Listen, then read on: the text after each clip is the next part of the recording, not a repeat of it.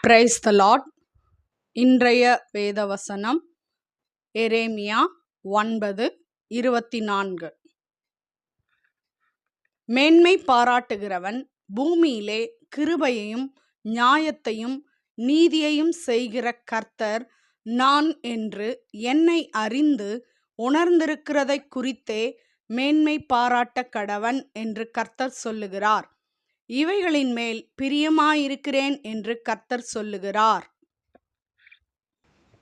But let him that glorieth glory in this, that he understandeth and knoweth me, that I am the Lord which exercise loving kindness, judgment, and righteousness in the earth. For in these things I delight, saith the Lord.